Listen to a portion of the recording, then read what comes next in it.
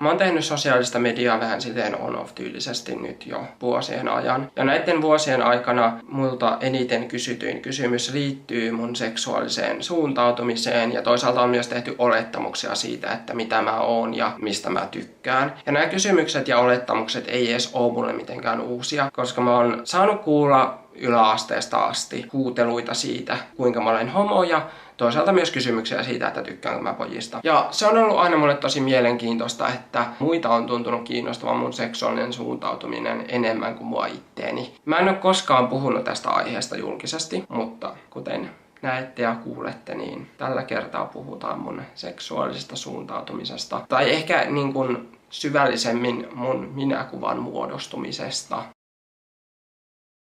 Mä olin yläasteen aikaan tosi hukassa itteni kanssa. Mulla oli ehkä mun oma identiteetti hukassa. Mä pohdin tosi paljon sitä, että mitä mä oon ja mitä mä haluan olla ja ylipäätään mitä mä haluan elämältä. Toi on ehkä se syy, minkä takia mä otin tosi loukkaavana sen, jos mulle huudeltiin jotain homoa tai kyseltiin mun seksuaalisesta suuntautumisesta. Mä otin jotenkin tosi henkilökohtaisesti ja mä ajattelin, että ne on henkilökohtaisia loukkauksia, vaikka jälkikäteen mä oon kyllä ymmärtänyt, että ei tommosella asialla voi loukata.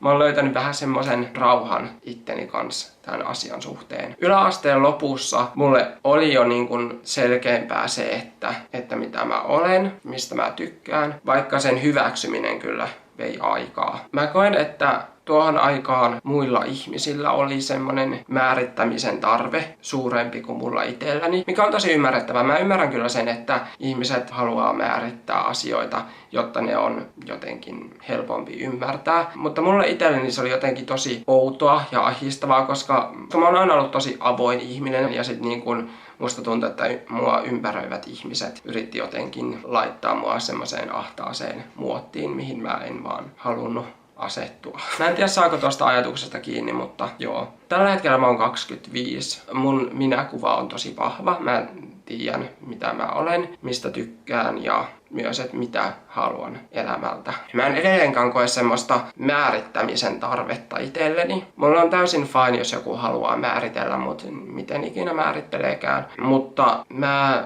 ehkä koen sen itse sillä tavalla, että mä haluan vaan olla onnellinen. Tykätä niistä asioista, mistä mä tykkään. Mä jotenkin koen, että mä olen tosi paljon enemmän kuin mun seksuaalinen suuntautuminen, tai että niin kuin mun seksuaalinen suuntautuminen ei määritä sitä, millainen ihminen mä oon. Ja musta niin kuin semmoiselle asialle annetaan aivan liikaa painoarvoa, kun määritellään ihmistä. Ja sen ei pitäisi olla silleen. Musta kaikkeen pitäisi antaa olla semmoisia kuin on.